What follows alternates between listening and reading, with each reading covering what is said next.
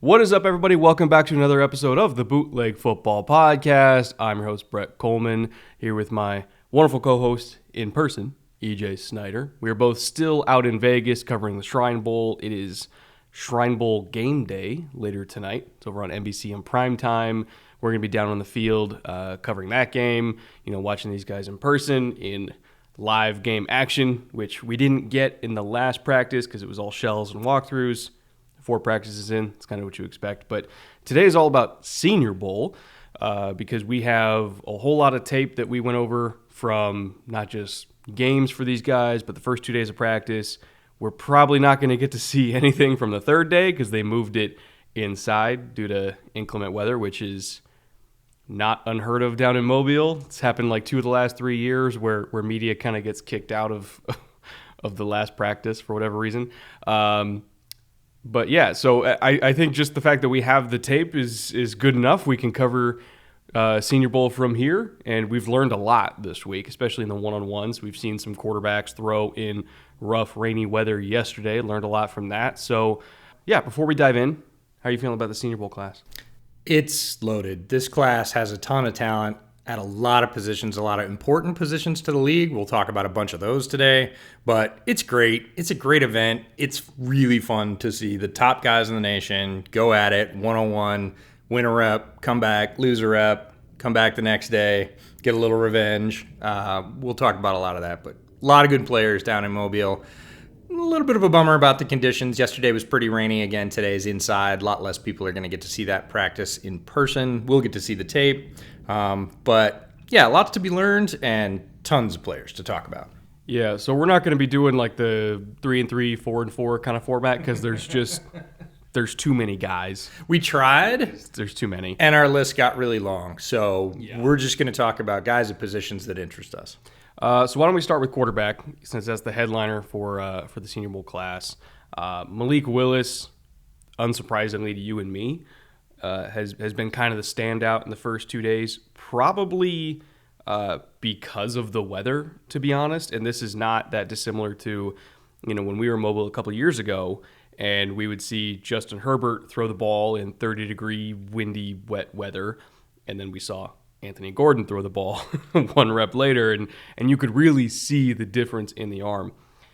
It's kind of the same thing with Malik Willis this year, where, again, driving rain, wind, cold, all that kind of stuff, had no problem with the weather. He's got an absolute cannon for an arm.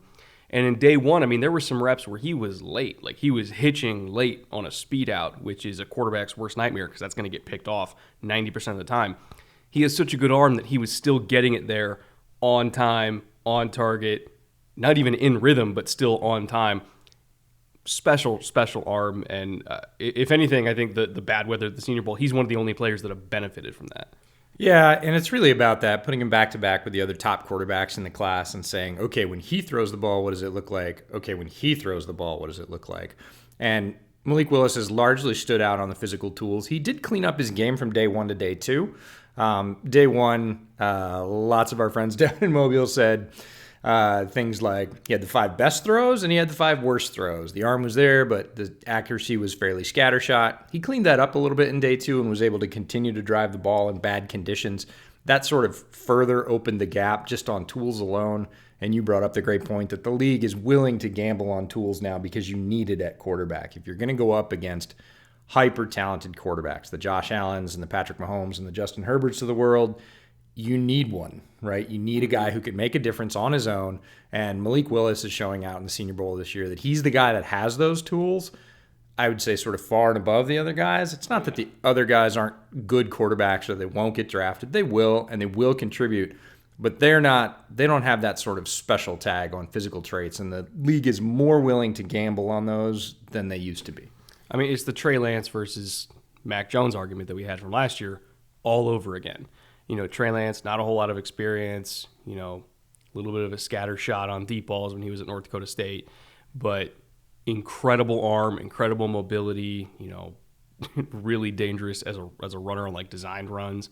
And you put that up against Mac, who was hyper efficient, very accurate, functional mobility within the pocket, but you're not really going to be getting him involved in the run game. And it was tools versus efficiency. It's the same argument we're going to have every single year with these quarterback prospects, tools versus efficiency. Sometimes it's going to work in the favor of efficiency. Sometimes it's going to work in the favor of tools. It really just depends on where these guys go. So when it comes to Malik Willis, you and I think, are probably in lockstep that we don't want him to go somewhere where he's going to have to play immediately. Mm-hmm. We'd rather he goes somewhere where, maybe he gets to sit for a year or two, develop, kind of get completely rewired, because let's be honest, the offensive line he was playing behind at Liberty instilled a lot of bad habits in him. So he does need to go somewhere and kind of get rewired.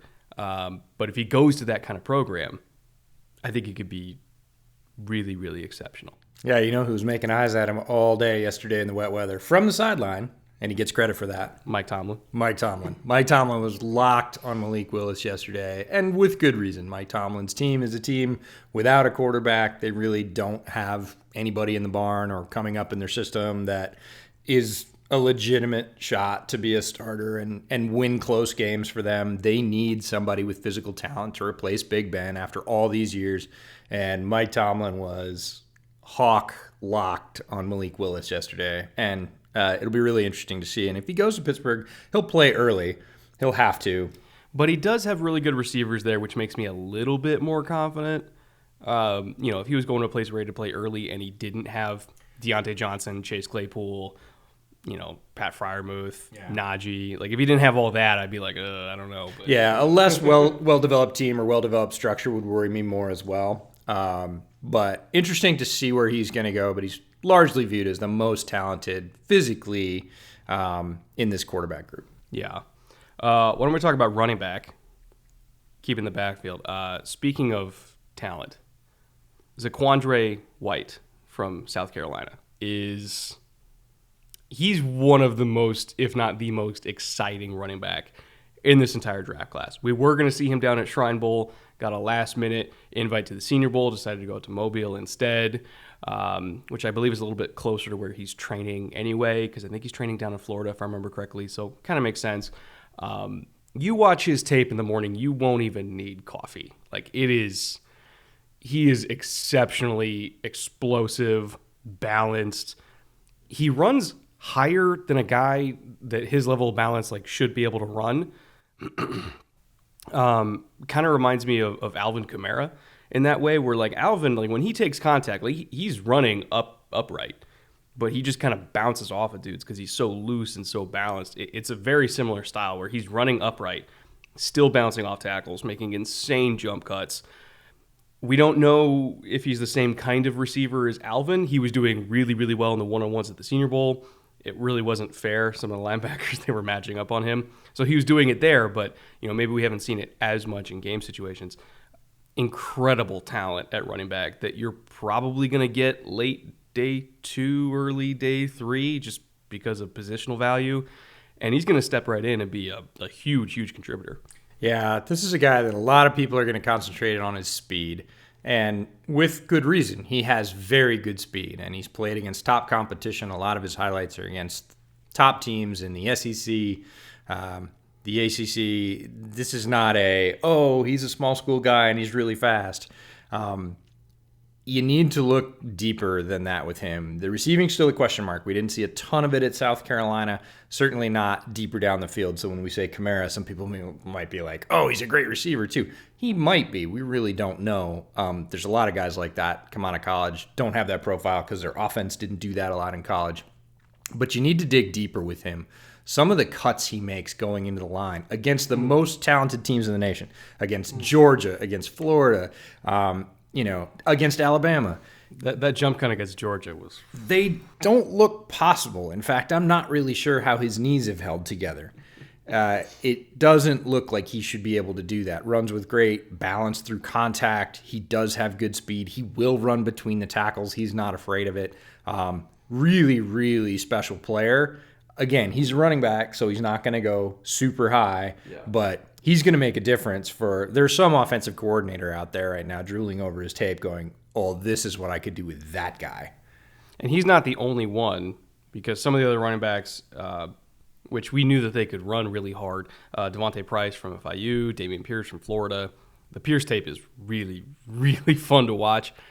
Kind of like Michael Turner vibes, but quicker in terms of build. Like he's built like a bowling ball, but he's really, really fast, really, really shifty. But he can protect, and that's the thing with Pierce and Price this week is they both have shown that they can really, really pass protect. Pierce ended the day yesterday. They kind of have like a 3-rep competition at the end of practice where offense chooses one guy, defense chooses another guy, and they do like a best 2 out of 3, and he won yesterday. Really, really stout in protection. Price, in terms of his one-on-ones, also really, really stout in protection, was handling spin moves. At his size, he's going to be one of the bigger running backs, so protection, he better be able to do it, and he can. But yeah, overall, this running back class at Senior Bowl is really, really exciting. Yeah, and they've got depth all the way down. You've got Abram Smith and the Bama kids there, Robinson. Yeah, Brian Robinson, who had a great natty game. Rashad White's really interesting from Arizona State. Hassan Haskins is super talented physically from Michigan.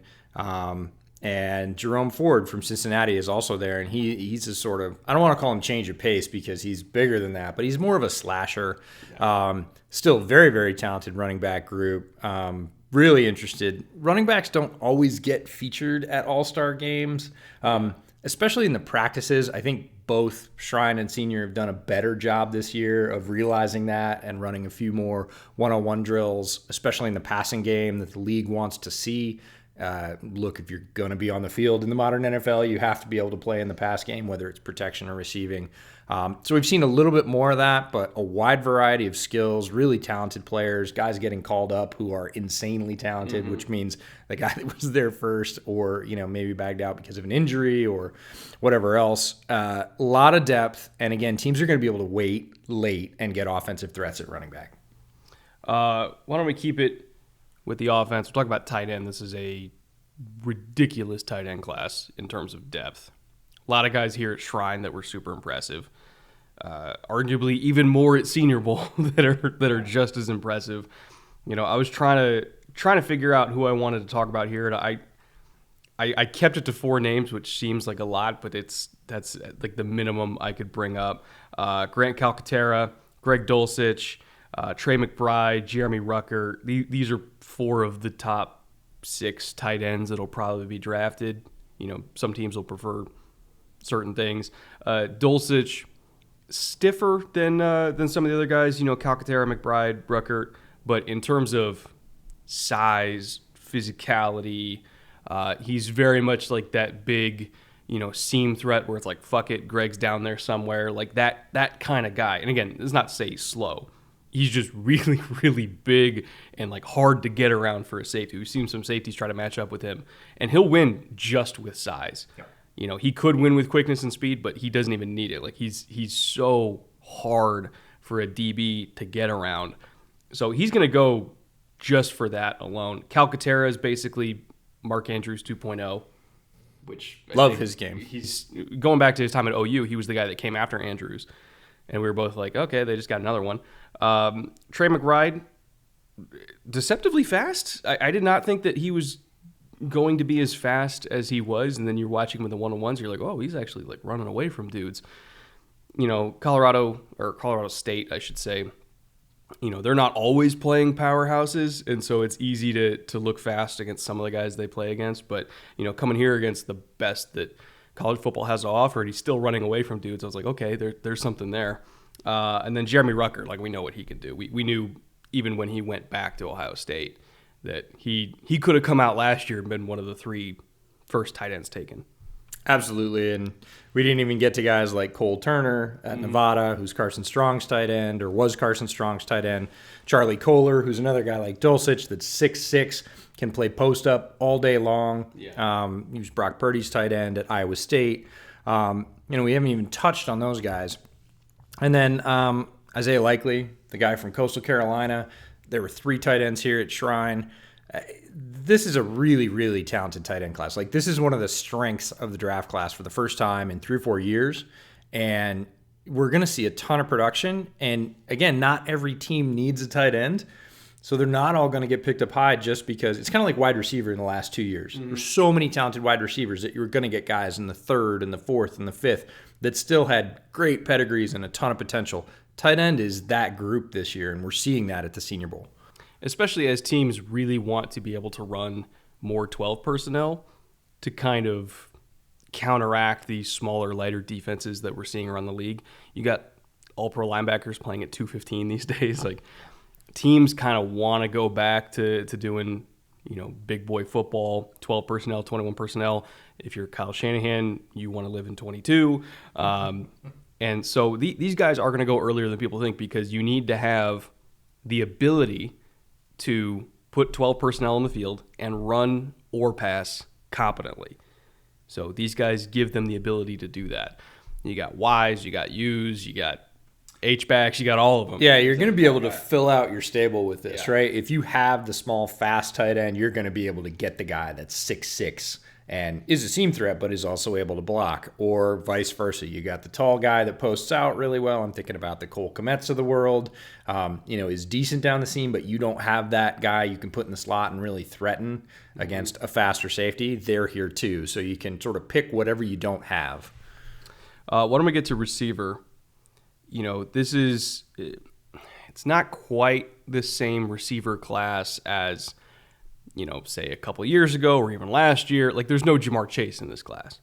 I mean, there's I got asked that on social media. They were like, so who's the Chase of this class? And I was like, there isn't one. Oh, you're spoiled. Yeah, there's not a Chase in every class. I mean, the last time there was a Chase, it was Julio Jones. Like, so it's a once every 10-year kind of class that we just had. That's not to say that this is not a good class. Right. There's still a lot of dudes, and there's still a lot of dudes in Mobile that are going to be contributors from day one, just like there were at Shrine. Kyle Phillips is going to be a guy. Josh Johnson's going to be a guy. I will say, though, out of this Senior Bowl receiver group, I was a little bit disappointed because they were dropping a lot of balls. Could be weather-related. Who knows? But you are going to play in adverse weather conditions in the NFL too, and there were a lot of drops, especially on day one. There were a lot of drops that I felt were a little bit inexcusable, like not even tough catches. We're talking like simple back shoulder balls. People were letting stuff into their body. It was a little bit frustrating to me. There were some guys that stood out, but the entire group was not showing out, in my opinion. The ones that were, Calvin Austin, hard not to love him. Super fast, very small. I think he's $173 and like 5'8", 5'9", somewhere around there. Might be generous. Yeah, he's ridiculously fast and quick. Yes. And he reminds me very much of Devonta Smith last year in terms of people saying, oh, has light physical dimensions, but he's not going to be able to deal with a jam. And I'm sort of flipping that on its head and saying, no, you're not going to be able to deal with him on the jam. If you try and jam him and miss, which most people do because he's so quick off They've tried pressing him this week. It didn't work very well. You can't touch him, and he is going to run right by you. He's probably been the most consistent receiver, I would say, on the American team, which, again, is surprising because he's the smallest guy there, but he's also caught the most reliably. He's gotten open the most reliably. Another name I want to mention, Khalil Shakir. He's been showing what he can do this week on one-on-ones. Really, really crafty route runner, I would say. Not as explosive as Austin, like not even close. Really, really good contested catcher, though, and that shows up on tape a lot. I struggle to try to find a comp for him because I don't remember the last time I saw somebody with his body type that also wasn't the fastest and also wasn't the quickest, but caught everything. And I mean everything. Like, he's a weird player, but a fun player. Yeah, he doesn't win in a typical way. If you watch his tape and you're expecting to see any other player, you're expecting to see a guy that's like this guy or the guy on your team. It's probably not him, but he's a magnet. He comes down with so many footballs that he, quote-unquote, shouldn't. Yeah. And in an atypical way, batting the ball to himself and catching it with one hand going out of bounds while turning around. He's a really odd study, but a fun player, and you're going to get the yards either way. Like, as he completes that catch, even if he doesn't have a ton of yak ability, even if he's not the biggest guy to break tackles, you're still getting 15, 18, 20-yard completions, and he's catching just about everything. You talked earlier about the offense being, well, Khalil's down there somewhere, just huck it up, and he'll get it. He probably will. Another guy I want to talk about is Christian Watson from North Dakota State, because probably the most physically gifted receiver. Jalen Tolbert is right there, but I think Watson moves better than Tolbert does. He's incredibly smooth. This is a guy that the national champion NDSU Bison, big guy, gave them a completely different dimension. That's typically a lineman factory, ground and pound. I've seen great running backs. You saw Trey Lance come out and run behind that big line. Watson comes in. He's a freak. He's 6'4". He's well over 200 pounds. He's fast. He can go deep. Silky smooth. Great hands. He showed what he could do in Mobile as well. One of the guys that's in the mix to be the top guy drafted in this class. I was actually stunned when I saw he was 6'4", 211. Like, official measurement, 6'4", 211. He does not move like that at all. No. He moves like a 6'2", 200-pound, silky smooth, like you said, is the best way to describe it. Like, he does things with his lower half in terms of, like, disassociating his legs from his torso. Like, it doesn't make sense the way he moves sometimes. It's that smooth. And for him to also be that big and that fast and that reliable in terms of catching the ball, and, oh, by the way, he can run really good routes. He's a complete receiver. He is the complete package. There's other guys that I think probably came into this week vying for like that number one receiver title. Jahan Dotson, for one. Absolutely. Another Senior Bowl guy. But when you look at tools and skill set, like, Christian Watson he's that dude. He's the guy you want I've talked about 1A wide receivers, right? Mm-hmm. The alpha, the guy you're going to put out there that you can expect to win every week. And we've seen teams in the NFL, even this season, struggle when they have that guy and he goes out. I'm thinking about DeAndre Hopkins. Devontae Adams really didn't miss any time, but when he does, that offense is completely different because you don't have that guy. You don't have the guy that you can always go to, that can always win. And I think Christian Watson has that potential in the league. Yeah. To me, he's like Robert Woods, but bigger. And that should terrify people because Robert Woods is really, really good. Why don't we get to offensive line, which this is a really fun group. I think this is one of the position groups where you look at Senior Bowl versus Shrine Bowl, and, like, it's not close. Like, it's not even remotely close. Size and size and size everywhere. The guards are crazy strong. Like, there's some really big DTs here in Mobile, and, like, the guards have been showing out, in my opinion. I don't even know where to start. Who's your guy that you've been watching offensive line this week? Because it's hard to narrow it down.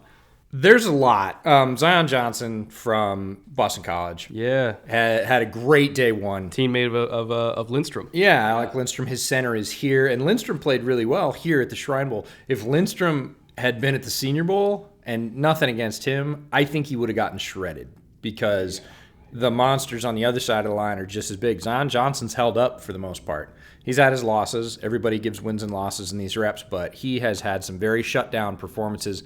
Looks every bit like a starting guard in the NFL day one. That's high praise. It's a hard thing to do against, grown men on the other side who are 330 pounds and just coming for your lunch money.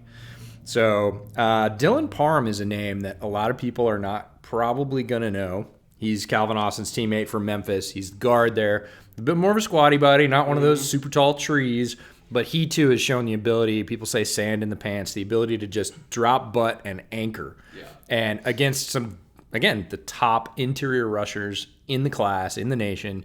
And I think he's one of those guys that's done some things for himself in Mobile. Like, more people are going to look at him in a different light after the reps he put up on tape. Did you see that reach block he had in the team period? Like, he is quick. Yeah, he's not just a tree stump. He got his head around the rusher. Very hard thing to do. He got his helmet passed on a reach block, which if you are familiar with offensive line play is not an easy thing to do. No. And not an easy thing to do against some of the quicks that we've seen from the big guys well over 300 pounds that have no business being as quick as they are. To be able to get your helmet out in front of that guy and then lock him down with that power, Dylan Parham's had a great week. Especially like as a center, because he's done snaps at both center and guard. Teams are trying him out. He's one of those guys where it's like you expect him to be good at one and not the other, and he's been exceptional at both. But doing that reach block as a center where you have to snap the ball and then get out, like it's harder than doing it than if you were a guard. Absolutely. And it's one of the most crucial skills that a center can have because it's literally the entire foundation of his own run game. And the fact that he showed he can do that against top level competition, dudes that are going to be starting in the NFL next year, that block alone is going to get him drafted a lot higher than it would have. Yeah, it made him some money. And it's always fun to see guys go out to any of these all-star games and really, open eyes is one thing. Make people go back to the tape is another thing. The guys that are like, he might go around a full round higher than he would have because they had some questions and he answered them in such a definitive way that everybody's like, no, pencil him in. You're not going to be able to wait till when we thought we were going to get him. We're going to have to go up and get him if we want him as a player. Cade Mays is also worth a mention. I think he's had some really good reps in one-on-ones. Hasn't been as dominant as Zion or Dylan Parham, but still, I think, acquitted himself well. And again, even during the regular season, he was playing against top-level competition, so there's plenty of tape there on him, kind of speaks for itself. Two of the guys that I think people had not questions about, but were intrigued about were the two monsters, Daniel Falele and Trevor Penning, both gigantic, like 6'7", 6'8". Falele's 387. Penning, I think, moves a lot easier than Falele. Like, he is a freak. He's going to test 97th, 98th percentile in terms of like athletic testing, when we get all those numbers. And you see in the drills, he's such an easy mover, but also not necessarily as technically refined. You saw some dudes get under him, and he's kind of easy to get under because he's 6'7". In terms of re-anchoring against like a long arm move into his chest from a guy who's 6 inches shorter than him, that can still be an issue. Same thing for Falele, like 387, you would think that would never be on the ground. He's been on the ground multiple times this week from dudes just getting under him. So I think when teams look at these guys, they look more at tools right now than anything else. If they can learn how to protect their chest, because they're not used to getting bull rushed, if they can learn how to protect their chest, they're both going to be really good starting tackles in the league. Yeah, the arrogance of the rushers at the Senior Bowl has been impressive. Yeah. Nobody's backing down, and neither would you expect them to, but they have come for these guys. Yeah. And, I think it surprised them a little bit because if you're that big, if you're 6'7", 6'8", and you're 380, you have super long arms and huge hands. And look, you're a really good athlete. We expected him to move a little less well than he did. The way he moves is unfair. He's going to be able to correct these things. He has good hands. He is athletic. His top and his bottom work together. A lot of the things that you typically don't see with a guy that big, that young. He's got the skills, but people have just not back down. And like you said, they've rolled him a couple times. I think that's new for him. Another guy that's got a ton of tools that we need to talk about at tackle is Bernard Ryman from Central Michigan. He's gotten wrecked this week, though. Yeah. I'm not gonna lie. He has a longer way to go than the other two, but somebody is still going to take him early. And again, it's like the quarterback thing that we talked about earlier. With guys like Colton Miller and Brian O'Neill, who had tools upon tools, and teams gambled on them, and they came out with a top-tier starting tackle. They saved their team tens of millions of dollars. Teams are willing to take that risk, and somebody's going to take the risk on Ryman because there's just not many guys built like him. Yeah. Now, you're talking about guys that made money or lost money. He's probably cost himself some dollars. Well, I don't know, because, again, in the drills, you see the movement skills, and you're like, God, he's so athletic. And then you get to the one-on-ones, and you're like, God, we have so much work to do. Yeah, he's got to work on his hands. He's got to work on protecting his chest for sure. He's got to work on re-anchoring, which a lot of tall, athletic guys have to do. So don't write him off. You're going to see some ugly drill performances, but you're going to see that for the other guys too, not as many. But there's this is a talented tackle class with some legitimate freaks that are, I think Falele is bigger than any starting NFL tackle right now. Other than maybe Trent Brown, who's 6'8", and I think when Trent Brown maxed out, he was 380. Right. And he's coming into the league still 7 pounds heavier than that. And believe it or not, he was 25 pounds heavier than this when he got to Minnesota. He came in at 6'8", 410 as a freshman. And can still move. That's the unfair part, is you see those numbers and you say, oh, well, we know what we're going to do against this guy. And then you see him out there pivoting and shooting his hands and huge long arms, big strong punch. And you're like, wait, that's just not fair. How do you beat Superman? And, some of the rushers have found a way, but he's going to find a counter. He's too good not to. Yeah. And the 3 best tackles in this class might not even be here. Correct. The NC State kid, Evan Neal, Charles Cross, who's... We'll be talking about Charles. If you don't know Cross now, you're going to in the next few months. He's Go crazy. He's crazy good. Okay, I think that wraps it up for offense. Why don't we go to defense? Stars of the show this week, we kind of alluded to it, the edge class. These guys are mean. They're talented. And they came to Mobile to send a message, which is that they cannot and will not be blocked. And so far, they really haven't been. There's almost too many to name. Jermaine Johnson is a freak show. He's probably had the best week of anybody at any position here. Like, that was all anybody was talking about was Jermaine Johnson. Sanders from Cincy, Robinson from Miami, Ohio, right? Boye Mafe, who is Falele's teammate, also really, he's just a ball of butcher knives coming off the edge. Reminds me a lot of like Whitney Merciless in terms of skill set, where he's not the most bendy guy, but he's got really long arms, really good hands. He's explosive. He's powerful. Plays with great technique. Tyreek Smith, as if Ohio State could go a year without sending a really good edge player to the NFL. And then Arnold. Oh, God, I'm going to struggle with this name. I apologize in advance. Arnold. Abikidi. Okay. I will get that down by draft night, I promise. Yeah, you can just call him AK for short. His teammates call him AK for short, and with good reason. He is a weapon, and one of the more bendy, if you like bendy in this class, Abikidi from Penn State. Again, one of those athletic freaks that they turn out on the regular, but has a tremendous amount of bend and is really, really fast. 6'2", 250. Which I know people say, 6'2", that's too short. He has 34-inch arms. Yeah. He'll be fine. Yeah, and again, tape against really good tackles. Penn State had plenty of high-quality opponents and just ran right around some of them. Ran through others. Again, it's not a one-trick pony. But there's just, like you said, this is kind of like a quiver full of arrows, and it's just like pick one, pick the guy, Mafe, who's got really long arms, plays with power, not as much bend, but just pushes people with long arm moves all the time. Jermaine Johnson, people have said, on a mission, like both days, ran through some of the top guys, just stood right up and ran through the tackles. Kingsley Enigbare from South Carolina has been winning on the regular. And then you add that to the interior pressure, you move inside on the defensive line, and it just goes up again. So there are a lot of weapons for defensive coordinators in Mobile. I'm sure they're drooling.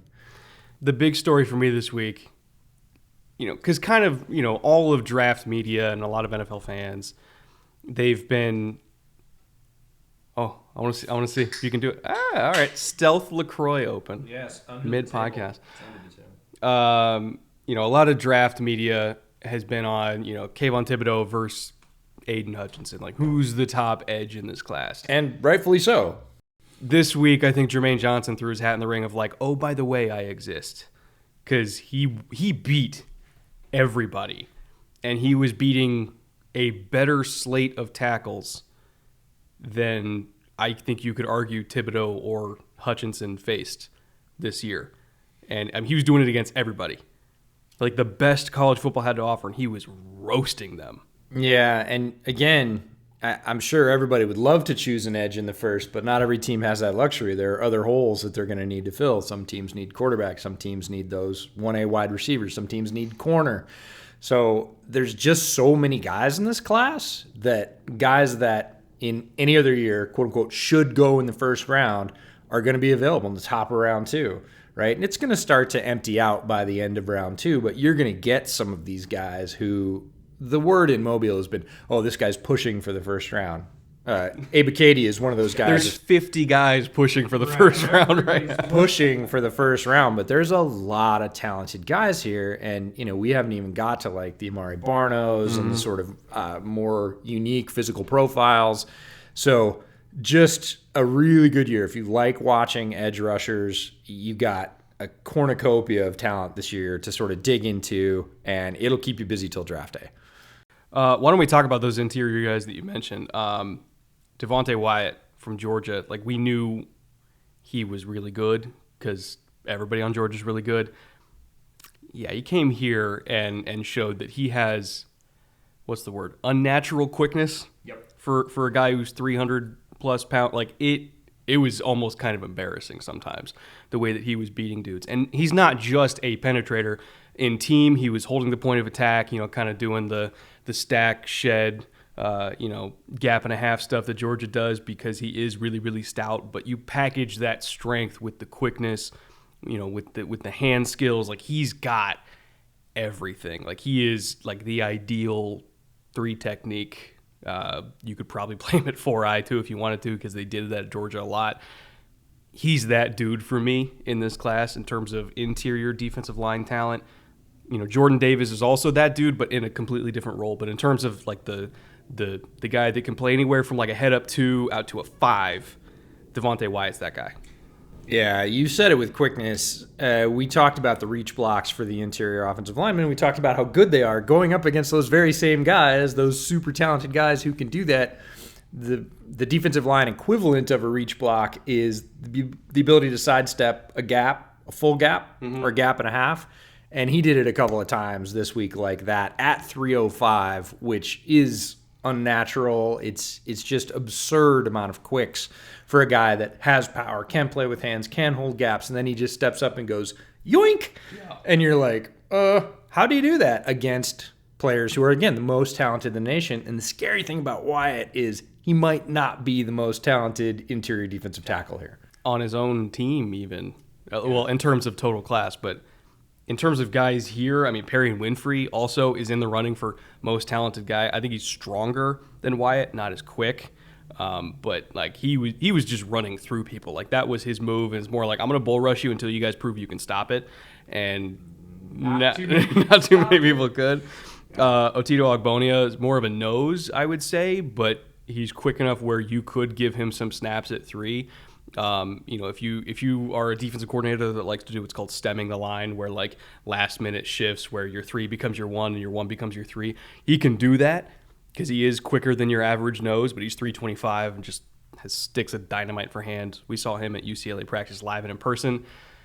Got about 3 reps into bag drills, and we were both like, yep, that's the guy. Yeah, he's carried that on in Mobile this week. He has absolutely bull rushed people into oblivion. Just stood up and pushed them straight back into the player that's simulating the quarterback in the defensive line drills. Very, very powerful player. A lot of people have said his name this week. Another name that came up that was it was on my list, but down my list is Travis Jones, the DT for UConn. God, he's so strong. He looks like a legitimate bear. Yes. Like you see him against very talented. UConn had some high quality opponents, and you see him against guys again that are Clemson. That's the top center for Clemson, and he literally grabs the guy and goes shuff. And goes towards the quarterback. A lot of times we say, oh, that guy looks smaller than that, or that guy looks bigger than that. I legitimately would have said he was about 6'4", probably 335, 340. He measured out at 6'3", 320, and he is an absolute square-cut block. And the stuff he does, the stuff he did to the middle of Clemson's offensive line, go back and watch that tape. He just, was pushing guys out of the way, I would say without a lot of technique, and making about a 2-yard space and come to me running back. He's clubbing 300-pound dudes out of the way with one arm. Yeah, just a beast. So he's had a tremendous week. Again, one of those guys that sort of opened a lot of eyes. People are going to go back to that tape, look against the high-quality opponents and say, what do I really have here? Because Travis Jones, I don't think just because of everybody else we've talked about, is going to go high, and a little bit of positional value depression thrown in there, right? You can get noses later on. Travis Jones has got to come in and start right now in the NFL, and that's impressive. He might be the guy that affects Jordan Davis's draft stock more than anybody, because a lot of teams are going to be like, well, we really love Jordan Davis, but if we take this receiver here, we might be able to get Travis Jones on the way back. And there's going to be multiple teams that think that way. And this is, that's not even counting the noses that are here. Like Noah Ellis doing one-legged press with 9 plates. Yeah, just casually dropped that fact when we were talking to him about his workout, and I asked him about his explosion and how he generated that, and because his dad played in the league as well, and was his defensive line coach, and he talked about that, and he said, I do this exercise, and I do this exercise, and I work on quickness, and I've broken some of my dad's records, he said, with a little smile in his eye about weightlifting, and then just casually dropped the fact that he does one-leg presses with 9 plates. And he's 6'4", 366, I think. He's down a little bit. He played at 367 and 370 this year. We asked him about one game, and we were like, well, what weight did you play in the game? He kind of smiled. He said, actually, he's extremely soft-spoken for a giant of a man. And he said, actually, I was 370 in that game. And we were like, it sets you back. We see big football players all the time. We've been lucky enough to be on the field this week. You're walking towers of tackles. You're seeing 6'7" tight ends who can run like deer. You see all different kinds of body types. Sitting next to that guy, I honestly felt gravity and felt like I had to. I was worried for the chair. I was extremely worried for the chair. And he's in great shape, but he just casually drops that he's doing one-leg presses with 9 plates. I honestly think, I said to you, that would probably tear my hip out. My leg would just eject out of my body. And he's like, oh yeah, I'm doing that with one leg. They're all amazing. And sometimes we forget how amazing, how big, how strong, how fast. And we've seen that all week in Mobile. The tackles, the interior D-lines, the edge rushers, some of the wide receivers, the tight ends. And Charlie Kohler's 6'6", and he just takes off. And you're like, okay. Standing next to Jelani Woods was I've never felt like I was a completely different species than another human being before I stood next to Jelani Woods, and I was like, no, we're not the same. And the crazy thing is, you're better than me in every way. You came from somewhere else. You're different. But these events as well, when you're walking around, you see them, quote unquote, in real life. They're going to meetings or they're coming to interviews or whatever. We saw Jelani Woods multiple times walking around Luxor, which was the sort of team hotel, just in sweats and slides, shorts.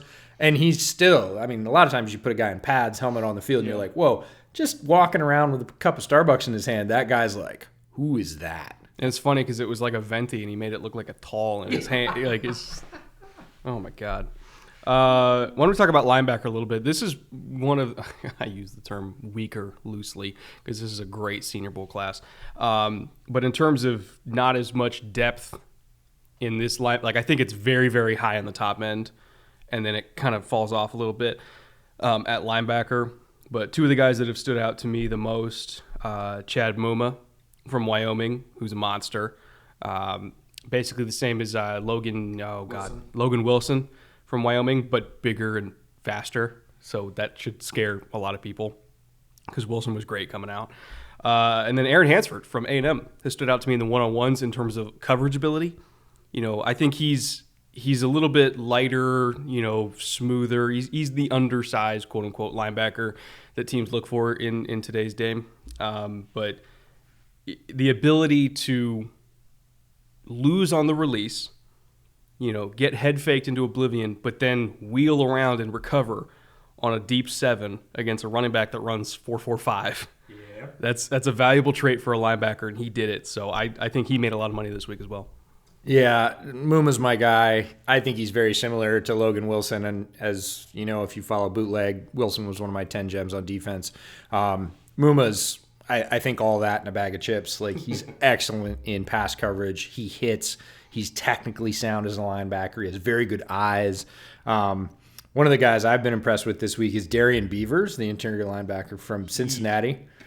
He is he is like a Vrabel linebacker if I've ever seen one. Like, reminds me a lot of Derek Barnes last year at Senior Bowl, but like is big, is solid, will hit, and you think, well, that guy plays between the hashes, right? Mm-hmm. And then he can stretch it out to the edges on running backs.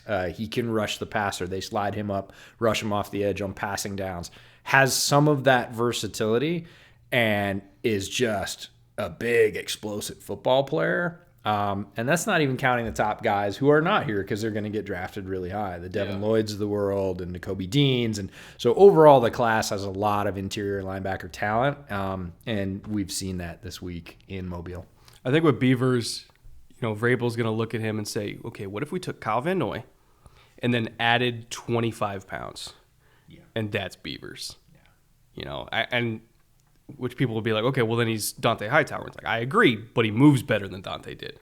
He looks like Dante Hightower from a physical, if you just look at him in pads on the field, like the profile he cuts, that's the first guy I thought of was like, that guy looks like Dante Hightower. What can he do? A lot. The answer is a lot. That's the answer. Let's talk about DB. Probably the two highest profile, at least most intriguing corners. Roger McCreary from Auburn, who is so much fun to watch on tape. And then Tariq Woolen, who is, I don't even think Freak does it justice. Like his recovery speed is not normal.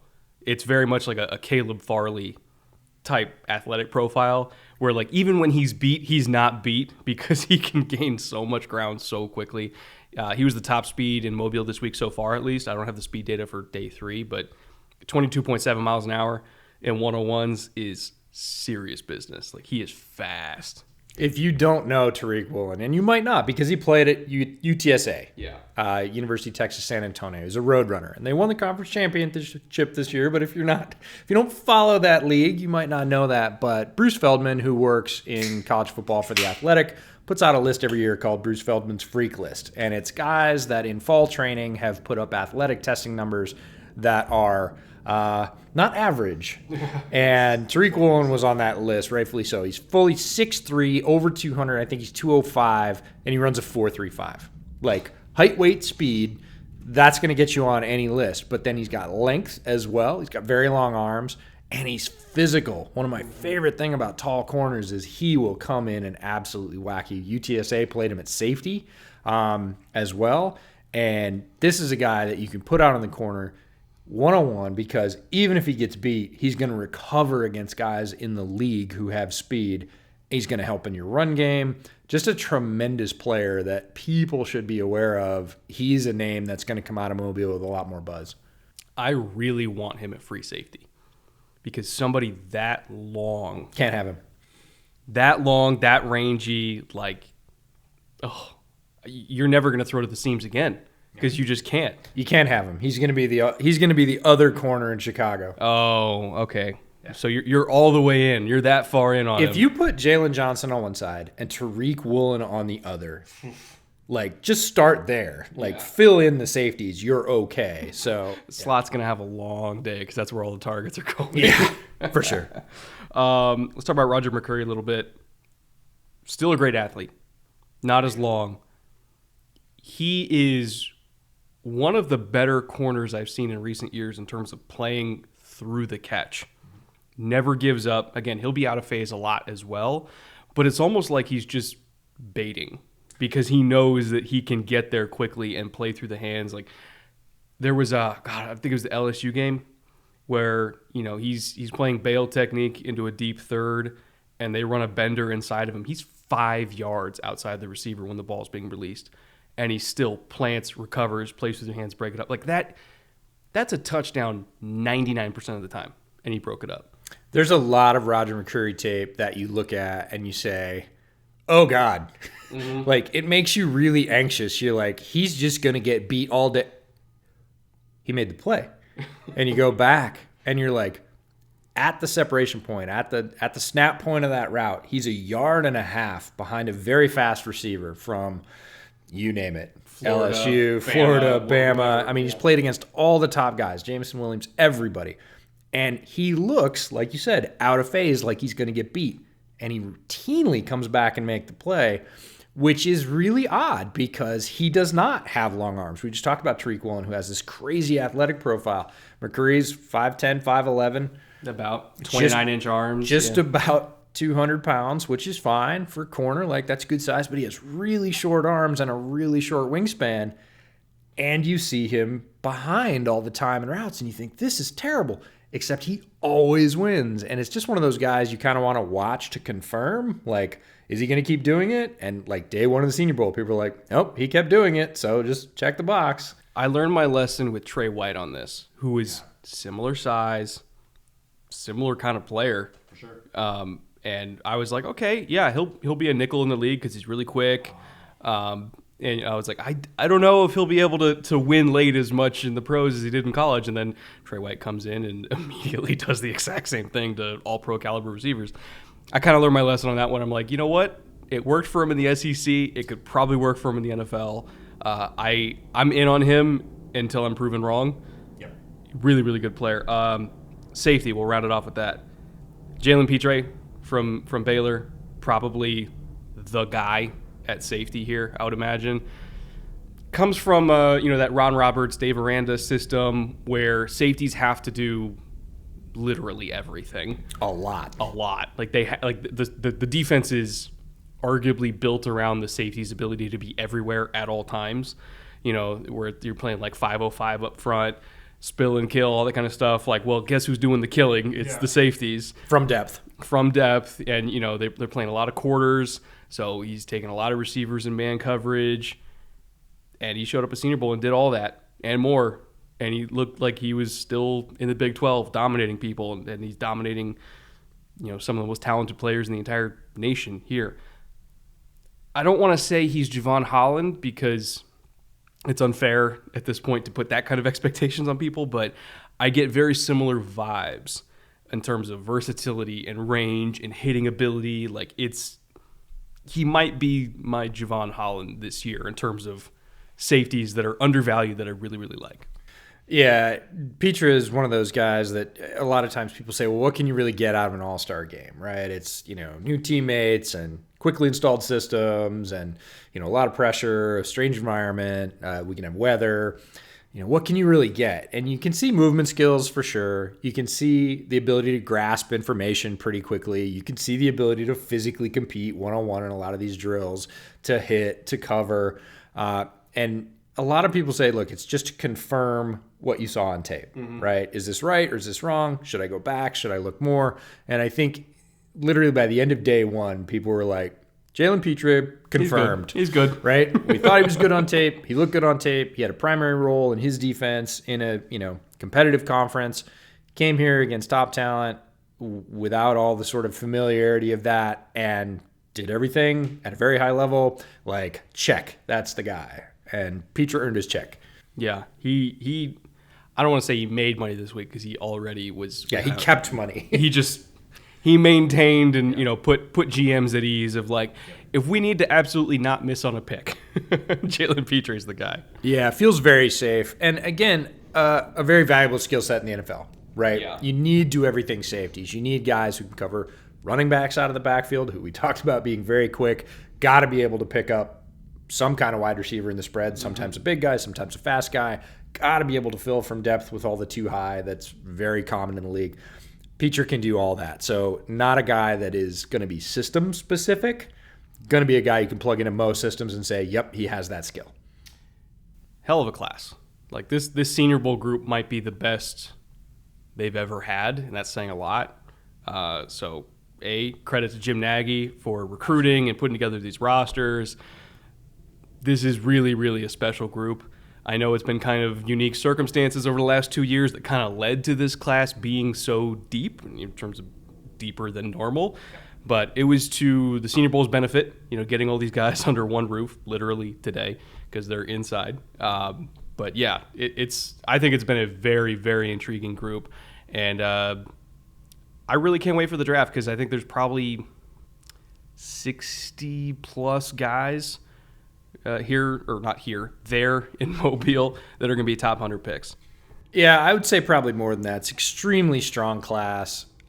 if I had one wish, it's just that it would be longer, right? That we could see more of these reps, because you see 3 or 4 good reps and you're like, man, that's great. And you just want to see them against each individual player on the other side, because they too are very special. So big shout out to Nagy and his staff down in Mobile for putting together an extremely strong class, filling the holes with the replacements with guys that, in any other year probably would have been a sort of first ballot invitation to Mobile. A real treat for anybody in draft media to be able to look at all these guys on one field and see so many of them doing it at a high level. So just candy for those of us that really dig this. So with that being said, we're going to get out of here because it is, I don't know, what is it, like 9 in the morning, and we got to get ready to go over to Allegiant. Time is a construct. We're in Vegas. We've been here for a week, and it feels like we've been here for a month. It's amazing what happens in Vegas. So we're going to get ready to go over to Allegiant for the game.